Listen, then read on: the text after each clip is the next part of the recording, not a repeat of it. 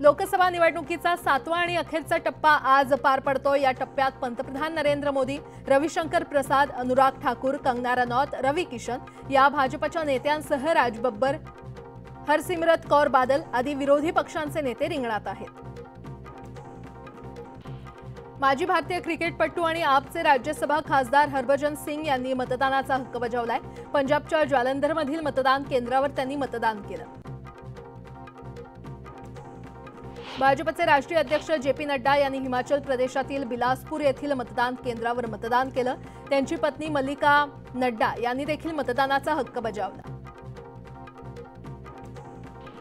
अभिनेता आयुष्मान खुराना यानं चंदीगडमधील मतदान केंद्रावर मतदानाचा हक्क बजावला। मी माझा हक्क बजावण्यासाठी माझ्या शहरात परत आलो। जर आपण मतदान केलं नाही तर आपल्याला तक्रार करण्याचा अधिकार नाही, असं आयुष्मान खुराना यानं म्हटलंय। हिमाचल प्रदेशमधील मंडी लोकसभा मतदारसंघातील भाजपची उमेदवार आणि बॉलिवूड अभिनेत्री कंगना रनौत हिनं मतदानाचा हक्क बजावलाय। लोकशाही हे आपल्याला मिळालेलं वरदान असून निवडणूक हा आपला उत्सव आहे। सर्वांनी या उत्सवात सहभागी व्हायला हवं, असं कंगनानं म्हटलं। पश्चिम बंगालमधील टीएमसी खासदार आणि अभिनेत्री नुसरत जहांनं कोलकाता येथील मतदान केंद्रावर मतदान केलं। मतदान हा आपला हक्क आहे, त्यामुळे सर्वांनी आपला मताधिकार वापरावा, असं नुसरत जहांनं म्हटलं। मतदानाच्या शेवटच्या टप्प्यात पश्चिम बंगालमध्ये अनेक ठिकाणी हिंसाचाराच्या घटना घडल्यात। मिथुन चक्रवर्तीनं बूथवर जमावानं घेराव घातला। कुठे ईव्हीएम व्हीव्हीपॅट पाण्यात फेकण्यात आल्या तर कुठे आयएसएफ उमेदवाराच्या कारची तोडफोड करण्यात आली।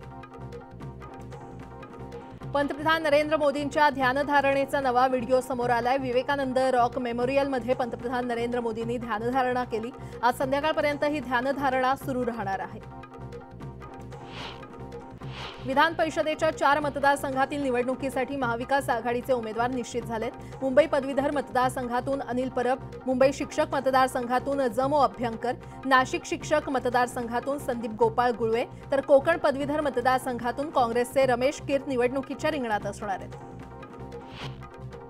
नाशिकमध्ये शिक्षक मतदारसंघ निवडणुकीपूर्वी ठाकरे गटाला मोठा धक्का बसण्याची शक्यता आहे। ठाकरेंच्या शिवसेनेचे आमदार किशोर दराडे शिंदेंच्या शिवसेनेमध्ये प्रवेश करणार असल्याची माहिती मिळते, तर काँग्रेसचे ज्येष्ठ नेते गोपाळराव गुळवे यांचे पुत्र संदीप गुळवे ठाकरेंच्या शिवसेनेमध्ये प्रवेश करणार आहेत, त्यामुळे गुळवेंना उमेदवारी मिळण्याची शक्यता आहे। नाना पटोलेंनी उपमुख्यमंत्री अजित पवार आणि देवेंद्र फडणवीस यांच्यावर जोरदार हल्लाबोल केलाय। राज्यातील कायदा सुव्यवस्था बिघडवण्यासाठी दोन्ही उपमुख्यमंत्री कारणीभूत आहेत, त्यामुळे त्यांनी राजीनामा द्यावा अशी मागणी देखील नाना पटोले यांनी केली आहे। महाराष्ट्रात आम्हाला 40 जागा मिळतील आणि देशात इंडिया आघाडी 300च्या पुढे जागा मिळवेल असा विश्वास नाना पटोले यांनी व्यक्त केलाय। तर मोदींचा करिश्मा आता संपलाय, त्यामुळे निवडणुकीनंतर अजित पवार गट आणि शिंदे गट राहील का हा सवाल आहे, असा खोचक टोला देखील त्यांनी लगावला। श्रीमंतांच्या मुलांना जेलमध्ये पिझ्झा बर्गर देण्यात येतोय, त्यांना शिक्षा म्हणून निबंध लिहिण्यास सांगण्यात येतंय। त्याबाबत मुख्यमंत्र्यांनी खुलासा करणं अपेक्षित होतं, मात्र ते सुट्टीवर गेले असं म्हणत नाना पटोलेंनी मुख्यमंत्री एकनाथ शिंदेंवर हल्लाबोल केलाय। अजित पवार आणि छगन भुजबळ यांच्यामध्ये कोणताही संभ्रम नाही। भुजबळ नाराज असतील तर त्यांनी बोलून दाखवावं अशी प्रतिक्रिया संजय शिरसाट यांनी दिली आहे, तर भुजबळांनी संभ्रम निर्माण करणारे प्रश्न मांडू नयेत असं शिरसाट यांनी म्हटलंय। पंढरपूरच्या विठ्ठल मंदिरात पुरातन मूर्ती आणि तळगर सापडलेला आहे। अदिती तटकरे यांनी पंढरपूर मंदिरात जाऊन पुरातन मूर्तींची पाहणी केली आहे। देशात बदलाचे वारे आहेत, त्यामुळे इंडिया आघाडीचंच सरकार येईल असा विश्वास विजय वडेट्टीवार यांनी व्यक्त केलाय। सत्ताधाऱ्यांनी सत्तेचा कितीही दुरुपयोग केला तरी आमचीच सत्ता येईल असं वडेट्टीवार म्हटलंय। पुरोहित आणि मंत्र्यांची चेष्टा करणाऱ्या व्यक्तीसोबत स्टेजवर बसणार नाही असा पवित्रा अमोल मिटकरींबाबत एका सभेत घेतला होता, असा किस्सा भाजपच्या खासदार मधु कुलकर्णी यांनी सांगितला। बारामतीमध्ये ज्या स्टेजवर मिटकरी येणार होते त्या स्टेजवर मी येणार नाही अशी भूमिका घेतल्यावर मिटकरी त्या सभेला आलेच नाहीत असंही त्यांनी म्हटलं।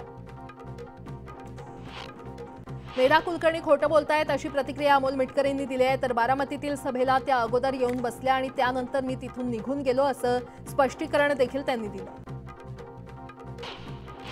जरंडेश्वर सहकारी साखर कारखान्याच्या पुणे लाचलुचपत विभागाकडून करण्यात येत असलेल्या चौकशीबाबत अजित पवारांनी प्रतिक्रिया दिली आहे। भ्रष्टाचाराची तक्रार केल्यावर चौकशी करणं हे यंत्रणांचं कामच आहे, त्यात वावगं काय?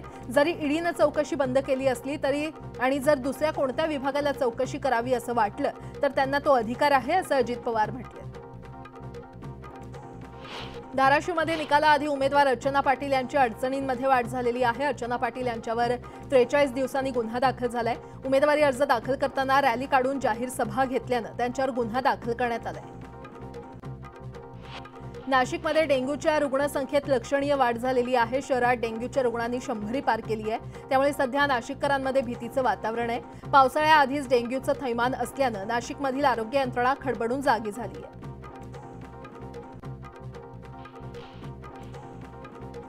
जळगावातील वरणगावला पाणीपुरवठा करणाऱ्या योजनेवरील जॅकवेल लाईन सुरू करण्यात यावी अशी मागणी नगराध्यक्ष सुनील काळे यांनी महावितरणाकडे निवेदनाद्वारे केली आहे। जर मागणी मान्य नाही झाली तर शेतकऱ्यांसोबत आंदोलन करू असा इशारा त्यांनी यावेळी दिला। नंदुरबार नगर परिषदेनं नालेसफाईकडे दुर्लक्ष केल्यानं पाताळगंगा नदी गटारगंगा झालेली आहे। पाताळगंगामध्ये घाणीचं साम्राज्य पसरलं असून यातील केर कचऱ्यामुळे परिसरात दुर्गंधी पसरली आहे। त्यामुळे नगर परिषदेच्या कामावरून नागरिकांमध्ये नाराजीचा सूर दिसतोय। मालेगाव शहरात मनपा आणि पोलिसांनी अतिक्रमण हटाव मोहीम सुरू केलेली आहे। यावेळी वाहतुकीला अडथळा ठरणारी अतिक्रमण हटवण्यास सुरुवात झाली आहे। टपऱ्या आणि इतर दुकानं जेसीबीच्या माध्यमातून हटवण्यात आली आहेत। गोंदिया जिल्ह्यातील बीजीडब्ल्यूच्या रक्तपेढीत 5 ते 6 दिवस पुरेल एवढाच रक्तसाठा शिल्लक राहिलेला आहे। उन्हाळ्यामुळे रक्तदानावर परिणाम होताना पाहायला मिळतोय। त्यामुळे आता रक्तदान शिबिर वाढवण्यावर आरोग्य विभागाचा भर पाहायला मिळतोय। नागपुरात सरासरीपेक्षा जास्त पावसाचा अंदाज हवामान खात्यानं व्यक्त केल्यानंतर जनजीवन विस्कळीत होऊ नये यासाठी प्रशासकीय यंत्रणा सज्ज झाल्यात। विभागीय आयुक्त विजयालक्ष्मी बिद्री यांनी बैठक घेत संबंधित सूचना दिल्या। अजित पवारांनी टिंगरेंची पाठराखण केली आहे। टिंगरेंनी पोलिसांवर कोणताही दबाव टाकलेला नाही। अपघात झाल्यास आमदारानं पोलीस स्टेशनला जाणं स्वाभाविकच आहे। त्यामुळे टिंगरेंवर करण्यात आलेले आरोप बिनबुडाचे आहेत असं म्हणत अजित पवारांनी टिंगरेंची बाजू घेतली। पुणे अपघात प्रकरणात ब्लड सॅम्पल अदलाबदली प्रकरणी अल्पवयीन आरोपीच्या आईला गुन्हे शाखेनं ताब्यात घेतले। आरोपीची आई शिवानी अग्रवाल देखील आता पोलिसांच्या ताब्यात आहे।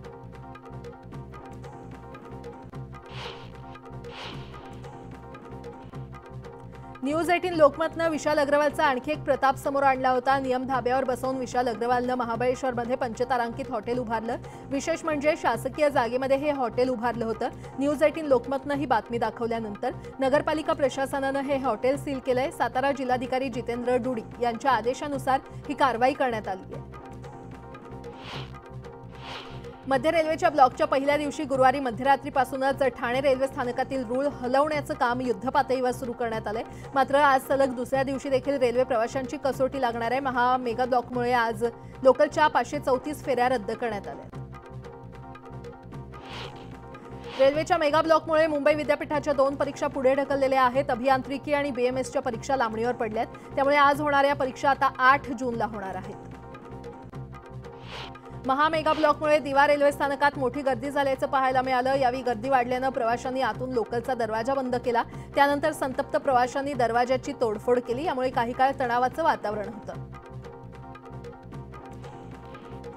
मुंबईच्या दिशेनं जाणाऱ्या काही रेल्वे गाड्यांना मोठ्या प्रमाणात गर्दी पाहायला मिळते। प्रवासी लोकल ट्रेनच्या दरवाजात लटकत प्रवास करतायत, तर अनेक जण जीव धोक्यात टाकून 2 डब्यांमधील कॅबमध्ये प्रवास करताना दिसतायत। मध्य रेल्वेनं सीएसएमटी आणि ठाणे येथील फलाटांच्या विस्तारीकरणासाठी महामेगा ब्लॉक घेतलाय। यामुळे प्रवाशांचे प्रचंड हाल होत आहेत। रविवारच्या ब्लॉकमुळे प्रवाशांचे अधिक हाल होऊ नये म्हणून पश्चिम रेल्वेनं रविवारी 2 जून रोजी घेण्यात येणारा ब्लॉक रद्द केलाय।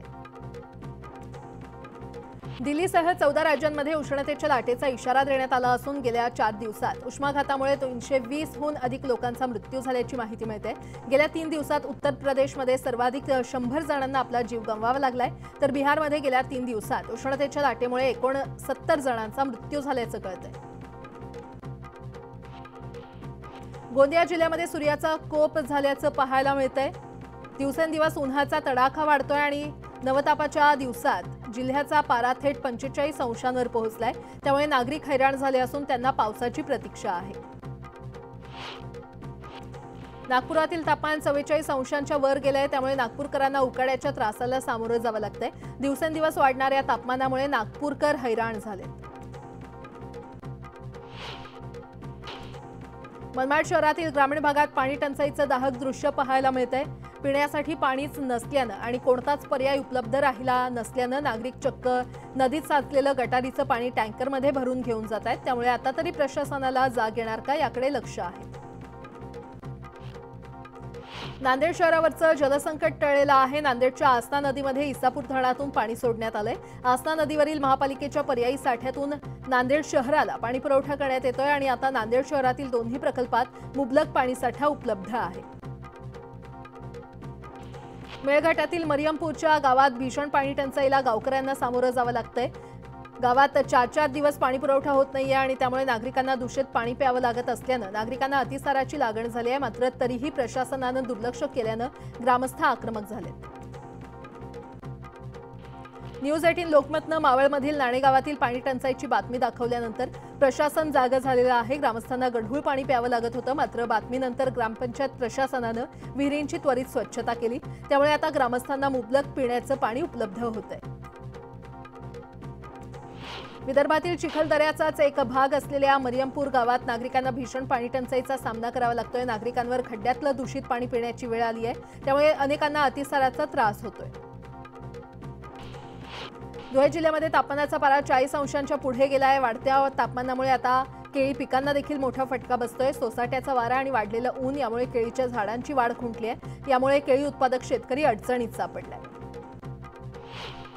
पाऊस लांबल्यानं पालेभाज्यांना महागाईची फोडणी बसलेली आहे। जुन्नर कृषी उत्पन्न बाजार समितीच्या नारायणगाव उपबाजारात कोथिंबीर आणि मेथीच्या भावात वाढ झाली आहे। कोथिंबीरीला 60 ते 70 रुपयांचा भाव आलाय, त्यामुळे पुन्हा एकदा गृहिणींचं बजेट कोलमडलंय।